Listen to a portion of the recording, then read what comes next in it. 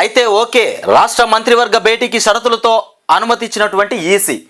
అయితే మొన్నటి నుండి రేవంత్ రెడ్డి క్యాబినెట్ మీటింగ్ పెట్టి ఆ మీటింగ్లో మేడిగడ్డకు సంబంధించి రుణమాఫీ, ఇకపోతే వచ్చే వానాకాల పంటకు సంబంధించినటువంటి అంశాల మీద మాట్లాడదామని మొత్తం మీద మీటింగ్ పెడదాం అనుకుంటే ఈసీ మొన్నటి నుండి అనుమతి ఇవ్వలేదట. ఇక నిన్న 18వ తారీఖు నాడు మీటింగ్ పెడతామనుకున్నారట, కానీ అనుమతించకపోయేసరికల్లా అది కూడా ఫెయిల్ అయిపోయింది. ఇక ఇవాళ సోమవారం నాడు ఈసీ అనుమతి ఇచ్చింది, కానీ కొన్ని షరతులతో కూడినటువంటి అనుమతులు ఇచ్చిందట. మొత్తం విచ్చలవిడిగా వీళ్ళకి అన్ని ఇష్టం ఉన్నట్టుగా మీరు మీటింగ్ పెట్టుకోర్రి, మాట్లాడకపోర్రి అంటే మంత్రులు మరి రేవంత్ రెడ్డి సార్ ఊకుంటాడు, ఇక శంగో బిల్ల చెట్టు కింద అన్నట్టు చేస్తాడు. అందుకోసమే కొన్ని షరతులు పెట్టిరట. ఆ షరతుల ప్రకారమే సమావేశం ఏర్పాటు చేసుకోవాలి, ఏమన్నా చర్చించుకునేది ఉంటే చర్చించుకోవాలి, విచ్చలవిడిగా మాత్రం చర్చించడానికి వీల్లేదు. అయితే జూన్ 4 లోపు చేయాల్సినటువంటి అత్యవసర అంశాలపైనే చర్చించాలి. జూన్ 4 లోపు చేయాల్సినటువంటి అంశాలపైననే చర్చించాలట, ఆ తర్వాతకు సంబంధించినటువంటి అంశాలు కాదు, ఈ మధ్యలోనే. ఎందుకంటే ఈసీ గడువు ఇచ్చింది, ఈ మధ్యలో మీరు ఏం చేద్దాం అనుకున్నారో వాటి కోసం మాత్రమే చర్చించడానికి సమయం ఇచ్చింది. ఆ తర్వాత మీకు సమయం ఇవ్వాల్సిన అవసరం లేదు, మీరే చర్చించుకోవచ్చు. ఇక మీరు మంత్రి భేటీలు ఎన్నిసార్లు పెట్టుకుంటారో, ఎన్నిసార్లు సమావేశం అవుతారో, ఇక రేవంత్ రెడ్డి మరి రాష్ట్రాన్ని మరి ఉంచుతాడా మరి అమ్ముకత్తాడో తెలియదు, కానీ మొత్తం మీద అప్పటికి వాళ్ళకే అప్పచెప్తారు. ఇక ఈ ఎన్నికలు కూడా అయిపోయిన తర్వాత ఇక వాళ్ళదే కదా రాజ్యం అంతా, వాళ్ళదే రేవంత్ రెడ్డి సార్ది రాజ్యం అంతా. ఇక రాష్ట్రంలో ఇష్టం ఉన్నట్టుగా మీటింగులు పెట్టుకోవచ్చు, ఎప్పుడు పడితే అప్పుడు సమావేశాలు ఏర్పాట్లు ఇవన్నీ ఆయన ఇష్టం ఉన్నట్టు చేసుకోవచ్చు. ఇక రుణమాఫీ ఉమ్మడి రాజధాని పైన మాట్లాడొద్దు, ఇక ఎన్నికల్లో భాగమైనటువంటి అధికారులు పాల్గొనొద్దు. అయితే ఎన్నికల్లో భాగమైనటువంటి అధికారులు ఎవ్వరు కూడా ఈ మీటింగ్లో పాల్గొనొద్దట. రుణమాఫీ ఉమ్మడి రాజధాని పైన మాట్లాడొద్దు. ఉమ్మడి రాజధాని ఒకటి, రుణమాఫీ పైన మంచిగానే షరతులు పెట్టిర్రు. నేను ఇప్పటిదాకా రుణమాఫీ గురించి మాట్లాడతాడేమో అనుకున్నా, దాని గురించి అసలు చర్చలో పెట్టద్దట, రుణమాఫీ గురించి మాటనే మాట్లాడద్దట. ఇక షరతులు విధించిన కేంద్ర ఎన్నికల సంఘం నేడు సచివాలయంలో కేబినెట్ సమావేశం. ఇక ధాన్యం కొనుగోళ్లు, అకాల వర్షాలు, ఇక వానాకాలం పంటల ప్రణాళిక పైన భేటీలో చర్చ.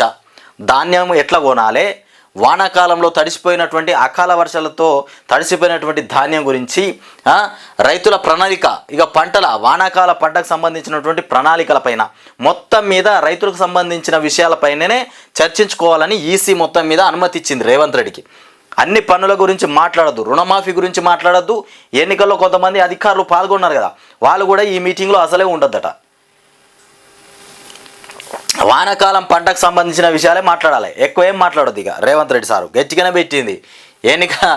ఈసీ మొత్తం మీద రేవంత్ తోక కడియేసింది, కొన్నే మాట్లాడమని చెప్పిందట. ఇక ఒక రోజంతా కొనసాగినటువంటి ఉత్కంఠకు తెరదించుతూ రాష్ట్ర మంత్రివర్గ సమావేశం నిర్వహణకు కేంద్ర ఎన్నికల సంఘం ఇక సిఈసి అనుమతి ఇచ్చింది. అయితే కోడ్ అమల్లో ఉన్నటువంటి నేపథ్యంలో జూన్ 4 లోపు చేయాల్సినటువంటి అత్యవసరమైనటువంటి అంశాలనే చర్చించాలని కూడా షరతు విధించింది.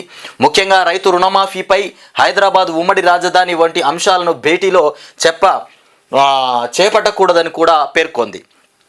రైతు రుణమాఫీ, హైదరాబాద్కు సంబంధించిన ఉమ్మడి రాజధానికి సంబంధించిన విషయాలు.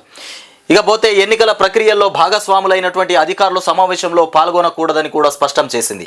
ఆదివారం ఈసీ నుంచి ఈ మేరకు సమాచారం రావడంతో వెంటనే రాష్ట్ర ప్రభుత్వం చర్యలు చేపట్టింది. సోమవారం మధ్యాహ్నం 3 గంటలకు కేబినెట్ భేటీ ఉంటుందని కూడా సీఎం శాంతికుమారి ఉత్తర్వులు జారీ చేశారు. మొత్తానికి సోమవారం నాడు 3 గంటలకు సమావేశం అవుతారట. మంత్రివర్గ సమావేశం 3 గంటలకు అవుతుంది మొత్తం మీద, అప్పుడు భేటీ అవుతారు 3 గంటల సమయంలో.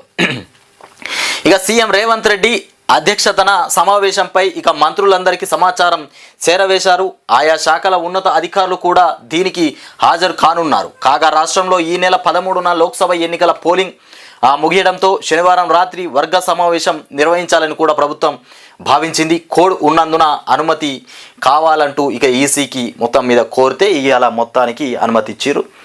13వ తారీఖున అయిపోయినా కదా, తెల్లారే పెడదాం అనుకున్నారట. శనివారం నాడు రాత్రి మంత్రివర్గ సమావేశం నిర్వహించాలనుకున్నారట, కానీ ఇక ఏదేమైనా అది ఈసీ అనుమతి ఇయ్యలే. ఇక ఇవాళ అనుమతి ఇచ్చింది, కొన్ని షరతులు అయితే పెట్టింది. ఈ షరతుల ప్రకారమే వాటి గురించి మాట్లాడాలి. పంట మొత్తం ఎండిపోయి బీట్లో పోసిన తర్వాత నానిపోయినాయి.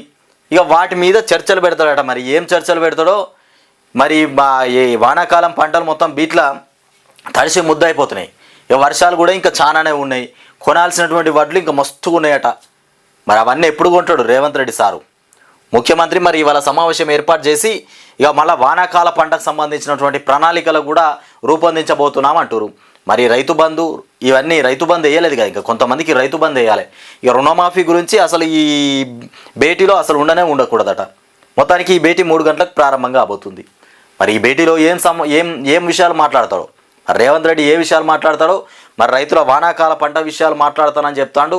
మరి వానాకాల పంటకు సంబంధించిన ఎరువులు ఎట్లా వంచాలి, విత్తనాలు ఎట్లా తీసుకురావాలి, ఎరువులు ఎట్లా తీసుకురావాలి, మరి రైతులకు రైతు బంధు, మరి రైతులకు పెట్టుబడికి సహాయం ఎట్లా, ఇవన్నీ చర్చించుకోవచ్చు.